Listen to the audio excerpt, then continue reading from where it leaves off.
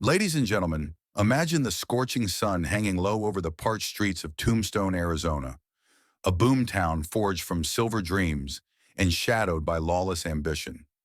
Dust swirls like ghosts in the wind as hard men with steely gazes and six guns at their hips eye each other across the wooden sidewalks. This is the Wild West in its rawest form, where justice was often served at the end of a barrel. Today we dive into Gunsmoke and Glory, the Battle of Tombstone, the infamous gunfight at the OK Corral, a clash that pitted brothers in blue against outlaw cowboys in a blaze of bullets that echoed through history. What sparked this deadly showdown, and how did it shape the legend of the frontier? Saddle up, folks. We're about to ride into the heart of the storm. In the late 1870s, the American Southwest was a land of opportunity and peril, where fortunes were won and lost in the blink of an eye. It all began in 1837 when prospector Ed Schieffelin struck silver in the hills of Cochise County, Arizona. Legend has it that when Schieffelin set out, a soldier warned him, "The only rock you'll find out there will be your tombstone." Defiant, he named his first claim Tombstone, and a town was born. Schieffelin, a rugged wanderer who had spent years scouting Apache territory, endured isolation and danger, facing not just the harsh desert, but also the constant threat of raids from Chiricahua Apaches led by figures like Geronimo, who roamed the region in resistance to encroaching settlers. His discovery of rich silver veins, including the Tough Nut and Lucky Cuss mines, unleashed a frenzy that transformed the barren landscape into a symbol of the American dream's wild promise. Yet one laced with peril as miners toiled in suffocating shafts, breathing dust that claimed lungs as surely as any bullet. By 1879, Tombstone exploded from a dusty camp into a bustling metropolis, swelling to a population of around 1,000 by early 1880 and peaking at nearly 7,000 souls by 1881, drawn from across the nation and beyond. Saloons like the Oriental and Crystal Palace, gambling halls echoing with the clatter of roulette wheels, and even an opera house hosting traveling troops sprang up overnight, fueled by the richest silver strike in the West, producing millions in ore that rivaled the Comstock lode's glory. But with wealth came wickedness. The town's rapid growth bred a melting pot of cultures, Irish immigrants swinging picks alongside Chinese laborers, running laundries, and Mexican vaqueros herding cattle through the streets, creating a vibrant yet volatile social tapestry where boom-time euphoria masked underlying strife. Cattle rustlers, stagecoach robbers, and gunmen roamed the lawless frontier, preying on the weak and defying authority, their exploits fueled by the economic disparities that saw mine owners amass fortunes, while workers scraped by on meager wages, often turning to vice for solace. Enter the Earp brothers, Virgil, Wyatt, and Morgan, men hardened by the Civil War and the rough trails of Kansas. Virgil arrived first in 1879, appointed as Deputy U.S. Marshal, bringing order to the chaos amid the town's incorporation that year, which sought to impose structure on the sprawling tent city. Wyatt followed, a tall, mustachioed figure with a reputation as a no-nonsense lawman from Dodge City, where he'd tamed cowboys with his buntline special revolver, a long-barreled Colt that became as legendary as the man himself. His experiences in places like Wichita, where he enforced peace during cattle drives, had honed his unyielding sense of justice. Though whispers of his own brushes with the law, arrests for minor offenses like keeping a bawdy house, painted him as a complex figure, not the flawless hero of later tales. Morgan, the hot-tempered youngest, joined them, working as a shotgun messenger for Wells Fargo, guarding stagecoaches laden with silver bullion against the very outlaws who would soon become their foes. On the other side lurked the cowboys, a loose gang of rustlers and outlaws, including the Clanton and McClory families. Old Man Clanton and his sons, Ike and Billy, ran a ranch near the Mexican border, smuggling stolen cattle and clashing with anyone who stood in their way. Their operations emblematic of the borderland's fluid lawlessness, where rustled herds crossed into Sonora for quick sales. The McClory brothers, Frank and Tom, were sharpshooting ranchers with ties to the same illicit trade. Their southern roots, many cowboys hailed from Confederate-leaning Texas, fostering resentment toward the Yankee-influenced town elite. Backed by Cochise County Sheriff Johnny Bayon, a Democrat ally who turned a blind eye to their deeds, The cowboys represented the untamed spirit of the Old South, resentful of the Republican-leaning town fathers who sought to civilize Tombstone. This political divide, echoing the nation's post-war fractures, added layers of ideological conflict, where elections became battlegrounds and alliances shifted like desert sands. Tensions simmered as the Earps aligned with the business elite, including Mayor John Clum, editor of the Tombstone Epitaph, and mining magnate E.B. Gage, who pushed for progress like water pumps to combat flooding in the mines. A technological marvel that sustained the boom, but highlighted the town's precarious reliance on silver. A town ordinance in April 1881 banned carrying firearms within city limits, a rule the cowboys routinely flouted, symbolizing the broader struggle between order and anarchy. As stagecoach holdups plagued the roads, some blamed on the cowboys, including a deadly March 1881 robbery that killed a driver and passenger. The divide deepened, stirring fear among residents who huddled in adobe homes, whispering of shadows in the night. Wyatt, eyeing the sheriff's badge, made enemies when Bean won the post instead. Some historians believe this political rivalry fueled the fire, turning personal grudges into a powder keg ready to explode, much like the labor disputes that occasionally erupted in mining camps, where strikes threatened the fragile economy. What dreams drove these men to this forsaken corner of the territory? For many, it was the allure of striking it rich, but beneath lay the human yearning for reinvention in a land where past sins could be buried in the dust. Yet as the sun set on those early days, the glory of silver began to gleam with the ominous hue of impending gunsmoke, setting the stage for a confrontation that would immortalize Tombstone not just as a mining marvel, but as the epicenter of Wild West legend. The stagecoach rumbled across the sun-scorched plains, kicking up clouds of dust that clung to the air like a restless spirit. In Tombstone, Arizona, by the spring of 1880, the promise of silver had drawn a cast of characters as varied as the desert itself. Men and women chasing wealth, redemption, or simply a fight. Among them were the Earp brothers, whose arrival signaled a shift in the town's fragile balance of power, and the cowboys, a band of outlaws whose defiance of law and order set the stage for an inevitable clash. This was no mere boomtown squabble. It was a collision of worlds. Northern discipline against Southern rebellion, lawmen against rustlers, civilization against the wild heart of the frontier. How did these men, bound by blood or bad blood, come to stand on opposite sides of Tombstone's dusty streets?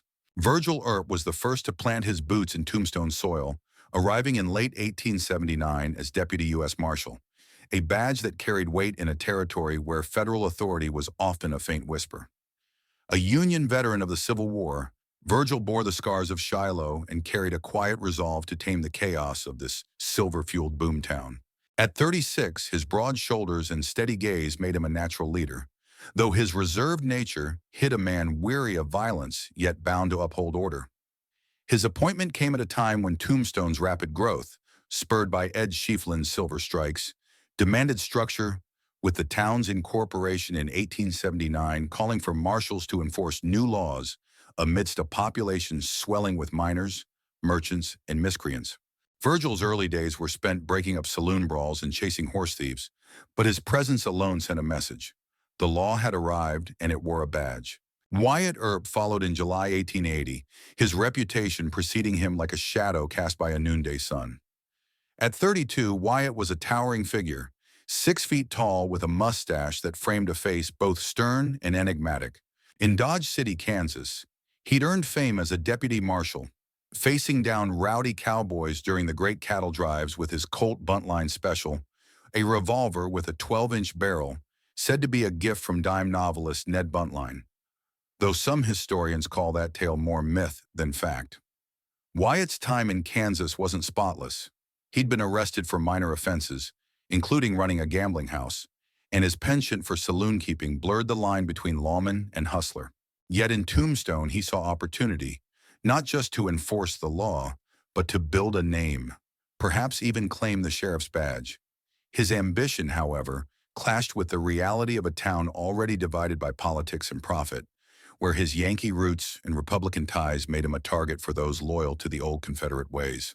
Morgan Earp, the youngest at 29, rolled into town soon after, a firebrand with a quick laugh and quicker temper. As a shotgun messenger for Wells Fargo, Morgan rode alongside stagecoaches, his double-barreled scattergun a deterrent to bandits who eyed the silver shipments rattling through the desert. His loyalty to his brothers was unshakable, forged in the crucible of their childhood in Iowa and tempered by years on the frontier. But Morgan's youth and impulsiveness often drew him into scrapes, like the time he nearly shot a gambler in a Dodge City saloon over a disputed hand of faro, a story that followed him to Tombstone, adding to the Earps' growing legend as men not to be crossed.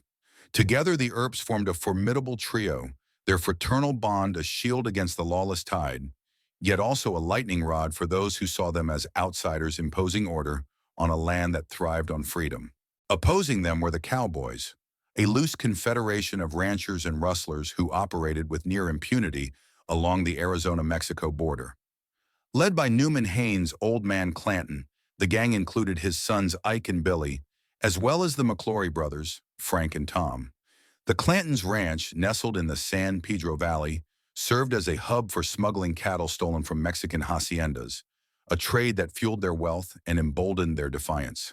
Ike, the eldest son at 34, was a volatile figure, prone to drunken rants and quick to take offense, his reputation cemented by brawls in saloons from Charleston to Contention City. Billy, just 19, was a skilled marksman with a boyish charm that belied his deadly aim, often seen riding with the cowboys on raids that left ranchers cursing their names. The McClorys, Frank at 33 and Tom at 28, brought a veneer of respectability with their ranching operations, but their involvement in rustling tied them to the Clantons' illicit empire. Their Southern heritage, rooted in Texas and the defeated Confederacy, fueled a deep mistrust of the Earps, whom they viewed as northern interlopers backed by Tombstone's business elite. The cowboys' ally, Sheriff Johnny Bunn, was a man of contradictions, charming yet corrupt, a Democrat who courted the ranching vote while turning a blind eye to rustling. Behan's rivalry with Wyatt, who coveted the sheriff's lucrative tax-collecting role, added a personal edge to the conflict. Behan's relationship with Josephine Marcus, a young actress who later became Wyatt's lifelong companion, further soured relations, as Wyatt's interest in her sparked rumors of a love triangle that fueled saloon gossip. This personal animosity, layered atop political divides, mirrored the broader tensions of the post-Civil War era, where Reconstruction's wounds still festered. The Earps, aligned with Mayor John Clum and mining tycoon E.B. Gage, represented the push for modernization, telegraph lines, stagecoach schedules, and town ordinances, while the cowboys clung to the old ways, where a man's worth was measured by his gun and his grit. Life in Tombstone was a study in contrasts. Miners toiled in darkness to unearth silver, while dance hall girls spun under gaslit chandeliers at the Birdcage Theater, where performances ranged from Shakespeare to risque can-can. The town's diversity, Chinese merchants, Mexican vaqueros, and European immigrants, created a vibrant but uneasy coexistence, where cultural misunderstandings often flared into violence. A single incident could ignite the town, like the 1880 shooting of a Mexican teamster by drunken cowboys, which sparked protests and calls for stricter law enforcement. The Earps, tasked with upholding the 1881 gun ordinance, faced resistance not just from outlaws, but from citizens wary of losing their right to self-defense in a land where Apache raids remained a constant threat. Stagecoach robberies, like the March 1881 attack that killed driver Bud Philpott, heightened fears, with fingers pointing at the cowboys, though proof was scarce. These crimes, reported vividly in the Tombstone epitaph, stirred public outrage and emboldened the Earps to crack down, setting the stage for a confrontation that would erupt not in the open desert, but in the heart of the town itself. What is it about a place like Tombstone that draws men to test their mettle? Was it the silver that gleamed in the hills, or the chance to carve a name in a land where law was as fragile as a desert flower? As the Earps and the cowboys circled each other, the town held its breath, sensing that the clash of wills would soon explode into something far greater, a moment that would define the Wild West for generations. The air in Tombstone, Arizona, by October 1881, was thick with the scent of sagebrush and suspicion, a powder keg waiting for a spark. The streets, once alive with the clink of silver coins and the laughter of saloon girls, now buzzed with whispered threats and sidelong glances. The Earps, Virgil, Wyatt, and Morgan, stood as sentinels of order, their badges a challenge to the lawless cowboys, whose defiance grew bolder by the day. But it was a single night of drunken bravado and a fateful morning of confrontation that would push the town to the brink, setting the stage for the most legendary gunfight in the history of the Wild West. What happens when pride, politics, and pistols collide in a town too small to contain them? The trouble began on October 25, 1881, when Ike Clanton and Tom McClory rode into Tombstone for supplies, their spurs jingling as they tethered their horses outside the Alhambra saloon.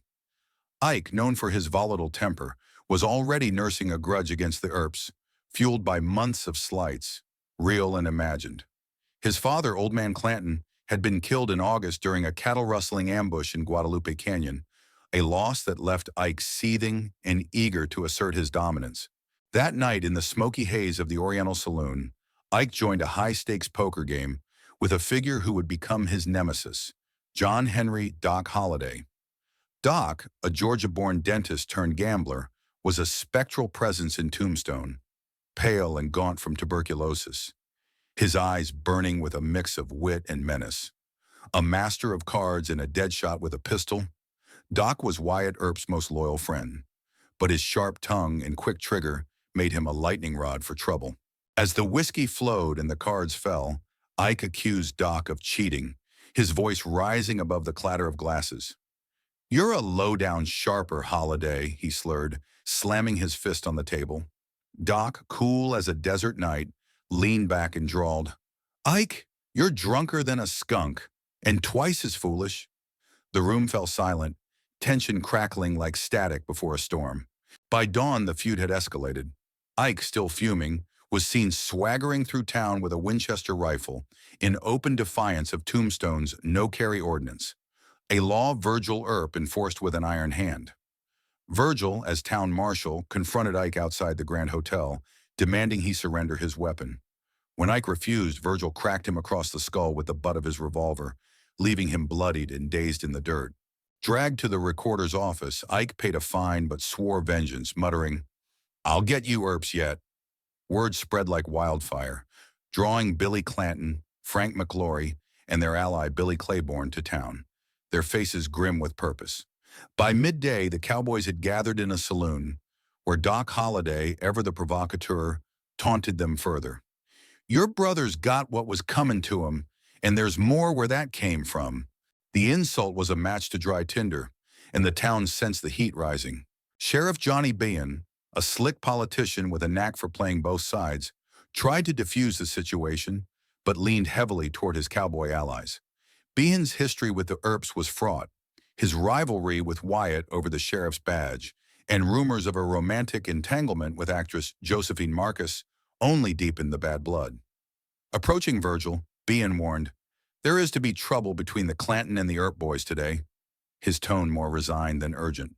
He urged the cowboys to disarm, but his efforts were half-hearted, and the outlaws, now holed up in a vacant lot behind the OK Corral near C.S. Fly's boarding house, where Doc lived, remained armed and defiant.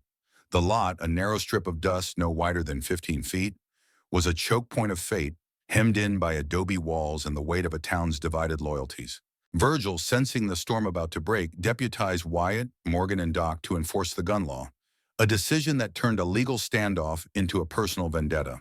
The roots of this clash ran deeper than a single night's quarrel. Tombstone's tensions were a microcosm of a nation still grappling with the scars of the Civil War. The cowboys, many of them Southerners, carried the resentment of defeat, their ranching lifestyle a holdover from a time when open ranges and vigilante justice ruled. The Earps, backed by Northern merchants and Republican power brokers, represented a new order, towns with marshals, ordinances, and telegraphs that threatened the cowboys' way of life. Stagecoach robberies like the March 1881 holdup that killed driver Bud Philpott had inflamed public opinion, with the Tombstone epitaph running headlines blaming the cowboys, though evidence was thin. These crimes, coupled with Apache raids that kept the town on edge, created a climate of fear where every stranger was a suspect and every gun a potential threat.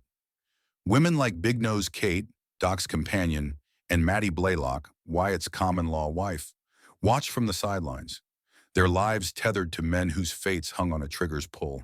The women of Tombstone, often overlooked in the tales of Gunsmoke, were no strangers to hardship, running boarding houses or dancing in saloons to survive in a town where opportunity and danger walked hand in hand.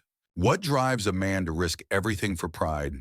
Was it the weight of a family name, the sting of a public slight, or the simple refusal to back down in a land where weakness was a death sentence? In Tombstone, these questions hung heavy as the cowboys sharpened their resolve and the Earps steeled themselves for what lay ahead. The lot behind the OK Corral was no longer just a patch of dirt. It was a crucible where destinies would be forged in fire. As the sun climbed higher on October 26, 1881, the townsfolk sensed the inevitable, their whispers drowned by the creak of leather and the faint clink of spurs. The storm was no longer coming. It was here.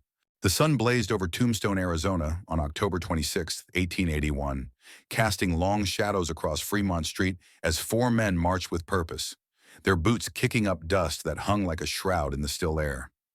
Virgil Earp, Wyatt, Morgan, and their friend Doc Holliday moved as one, their faces set like flint, badges gleaming under the weight of a town's expectations. The narrow lot behind the OK Corral, a mere 15 feet wide, hemmed by adobe walls and the silent gaze of C.S. Fly's boarding house, was about to become the stage for a 30-second eruption of violence that would echo through the ages. What thoughts raced through their minds as they approached the cowboys? Fear, fury, or the grim resolve of men who knew death waited in the balance? This was the moment when Tombstone's simmering tensions exploded into the gunfight at the OK Corral, a clash that would define the Wild West mythos. Around 3 p.m., the Earps and Holiday turned the corner, their long coats flapping like raven wings, the tools of their trade concealed but ready. Virgil, the town marshal, gripped a cane in one hand and a shotgun in the other, his limp from an old injury masked by determination. Wyatt, his buntline special holstered at his hip, walked with the steady gait of a man who'd stared down danger in Dodge City saloons. Morgan, the youngest, clutched a pistol, his eyes darting with the nervous energy of a coiled spring. Doc Holliday, pale and coughing, hid a double-barreled coach gun under his gray duster, his gambler's cool barely concealing the fire within. Across from them stood the cowboys, Ike Clanton, Billy Clanton, Frank and Tom McClory, and Billy Claiborne, clustered in the cramped lot, their hands hovering near holsters, their faces a mix of defiance and unease. The air was thick with the scent of horse sweat and gunpowder, the silence broken only by the distant bark of a dog and the creak of a saloon door. Virgil stepped forward, his voice cutting through the tension like a blade. "Throw up your hands, I have come to disarm you," he commanded, raising his cane for emphasis. Ike Clanton, unarmed after his earlier run-in, shouted, "I ain't got no gun," but his plea was drowned by the sudden glint of steel from Billy Clanton and Frank McClory. Who fired first? The truth is lost in the haze of conflicting accounts, but most witnesses later swore it was Billy, his revolver barking as he drew on Virgil. In an instant, the lot became a maelstrom of lead and smoke. Virgil fired his shotgun, the blast catching Billy Clanton in the chest, sending him staggering against the adobe wall, blood blooming across his shirt. Doc, quick as a rattlesnake, whipped out his coach gun and unleashed a deafening roar, the buckshot tearing into Tom McClory's torso, dropping him in a heap before he could fire a shot. Wyatt, cool under pressure, drew his bunt line and sent a .45 caliber slug into Frank McClory's gut. But Frank, a crack shot, returned fire, grazing Doc's hip and clipping Virgil's calf as he stumbled. Morgan, cursing through the pain of a bullet that tore through his shoulder, kept firing, his pistol spitting lead that caught Billy again as the young cowboy slumped, gasping, "I want my ma!"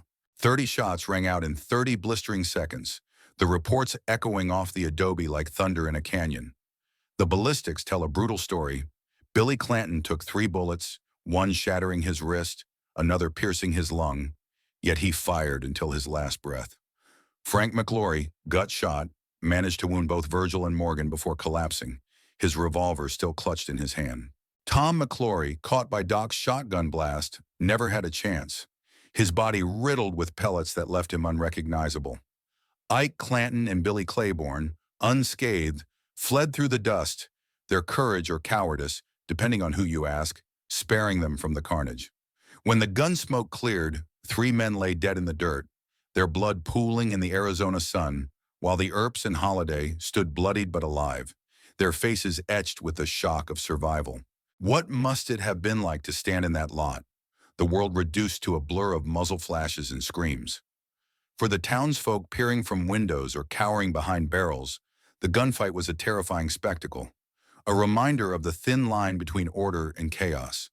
Women like Maddie Blaylock, Wyatt's companion, and Big Nose Kate, Doc's fiery partner, waited in dread, knowing their men were at the heart of the storm. The fight's brevity belied its ferocity. 30 seconds that felt like an eternity, each bullet carrying the weight of months of grudges, political rivalries, and the unspoken code of the frontier. Some later claimed the cowboys were ambushed, their hands raised in surrender, while others swore they drew first, goaded by Doc's taunts and the Earps' resolve. The truth, as always, lay somewhere in the gray, shaped by the biases of those who survived to tell the tale. Sheriff Johnny Behan, watching from a safe distance, emerged to play the lawman, arresting the Earps and Holiday for murder as the bodies were carted away. The town erupted in chaos, with cowboys' sympathizers crying foul, and the Earps' allies hailing them as heroes who'd rid Tombstone of a menace. The dead were laid out in a grim display at the undertaker's, their wounds gaped at by curious onlookers, fueling whispers of vengeance. For the Earps, the victory was hollow. Virgil and Morgan were wounded, Doc grazed, and the weight of what they'd done hung heavy. They'd enforced the law, but at what cost? The gunfight wasn't the end, but a spark that would ignite a firestorm of retribution, drawing a line in the sand that no one could uncross. In that fleeting moment, as the echoes of gunfire faded, Tombstone became more than a town. It became a legend, forged in blood and forever bound to the names of those who stood in that dusty lot. The dust had barely settled on the blood-soaked lot behind the OK Corral when Tombstone, Arizona, became a town divided, its streets humming with outrage and whispers of revenge. The gunfight of October 26, 1881, left 3 cowboys, Billy Clanton, Frank McClory, and Tom McClory, dead in the dirt, their bodies a grim testament to the cost of frontier justice. The Earps and Doc Holiday, battered but standing, faced a storm of consequences that would test their resolve and reshape their lives. What happens when the law itself is put on trial, and vengeance becomes the only currency in a land torn by loyalty and loss? This was the aftermath of the OK Corral, a saga of legal battles, ambushes, and a relentless vendetta ride that would carve the Earps' names into the annals of the Wild West. The immediate aftermath was a spectacle of grief and fury. The bodies of the fallen cowboys were laid out in open caskets at Ritter's undertaker shop, their wounds displayed under a sign reading, "Murdered in the streets of Tombstone." Crowds gathered, some mourning, others gawking, as Ike Clanton and his allies fanned the flames of public outrage, accusing the Earps of cold-blooded slaughter. The Tombstone epitaph, edited by Mayor John Clum, defended the lawman, calling the fight a necessary stand against lawlessness, while the rival Nugget, aligned with Sheriff Johnny Behan, decried it as a massacre. Behan, ever the opportunist, arrested Virgil, Wyatt, Morgan, and Doc for murder, his badge a flimsy shield for his bias toward the cowboys. The town's women, often silent in the historical record, felt the weight of the moment. Maddie Blaylock, Wyatt's companion, nursed his wounds in spirit if not in body, while Big Nose Kate, Doc's fiery partner, stood by her man, her defiance matching his own. The legal reckoning came in the form of a preliminary hearing before Judge Wells Spicer, a stern jurist whose courtroom became a battleground for truth and spin. Over 3 weeks in November 1881, witnesses clashed like duelists. Behan testified that the cowboys had raised their hands to surrender, painting the Earps as aggressors, while Wyatt and Virgil insisted Billy Clanton fired first, forcing their hand. Addie Borland, a dressmaker who saw the fight from her window, swore she saw no raised hands, bolstering the Earps' claim, though her testimony was muddied by the chaos of memory. Doc Holiday, his tubercular cough echoing in the courtroom, remained defiant, his loyalty to Wyatt unshaken despite whispers that his shotgun blast had escalated the fight. On November 30th, Spicer ruled the Earps and Holiday acted fully justified in committing these homicides, citing their duty to enforce the gun ordinance. The verdict was a legal victory but a social defeat, as the cowboys' allies vowed retribution. Their grief hardened into a promise of blood. Vengeance struck swiftly. On December 28, 1881, as Virgil walked home under a starlit sky, assassins fired from an alley, shattering his left arm with buckshot and leaving him crippled for life. The attack, widely blamed on Ike Clanton and his cohorts, sent shockwaves through the Earp family. Wyatt, now Deputy U.S. Marshal, took charge, his icy resolve masking a growing fury. Then on March 18, 1882, tragedy struck again. Morgan, playing billiards at Campbell and Hatch's saloon, was shot through a window, the bullet piercing his spine. He died within the hour, whispering to Wyatt, "I can't see a damn thing," his boyish bravado snuffed out at 30.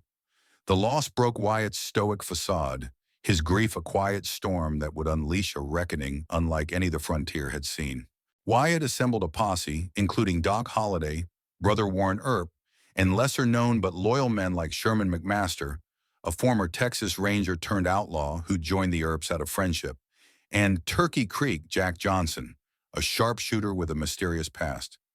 Thus began the Earp Vendetta Ride, a 3-week odyssey across Arizona's deserts that blurred the line between justice and vengeance.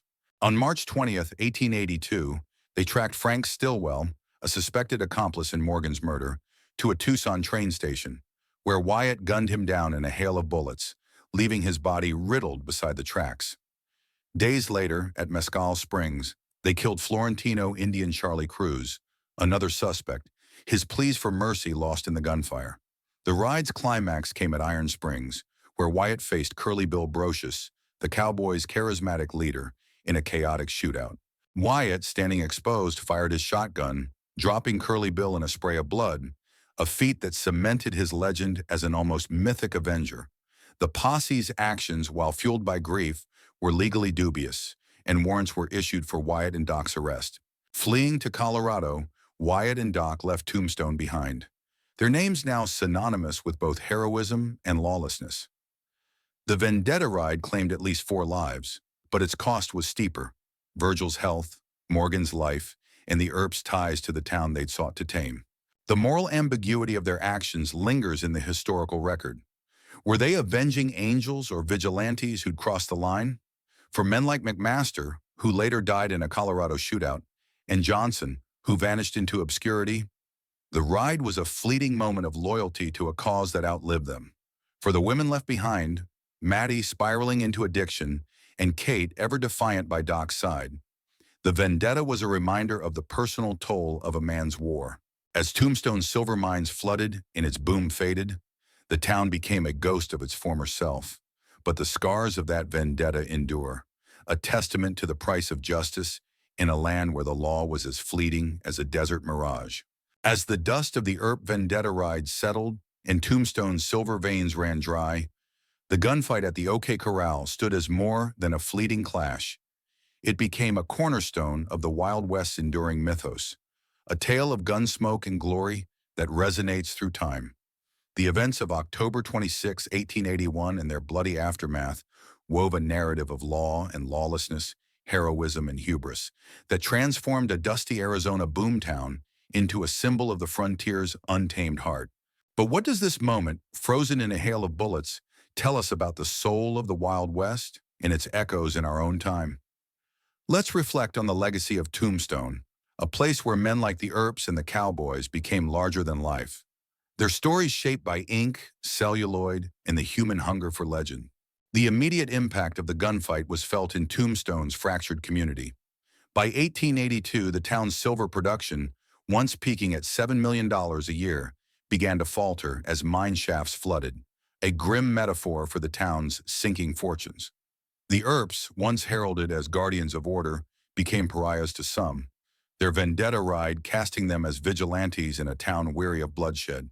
Wyatt Earp, now in Colorado, never returned to Tombstone, but he carried its legacy into a long life that ended in Los Angeles in 1929 at age 80. There he consulted on early Hollywood westerns, shaping films like Frontier Marshal that burnished his image as a stoic hero, even as critics questioned his motives. Doc Holliday, weakened by tuberculosis, died in a Colorado sanatorium in 1887. His final years spent gambling and reflecting on a life defined by loyalty and violence. Virgil, crippled by his wounds, lived quietly in Nevada until 1905, while the women, Mattie Blaylock, who succumbed to addiction in 1888, and Josephine Marcus, who stayed with Wyatt until his death, bore the silent scars of a frontier that offered little mercy. The gunfight's cultural impact, however, far outlasted its participants. By the 1930s, dime novels and early films had transformed the OK Corral into a mythic showdown, a clash of good versus evil that oversimplified the messy reality.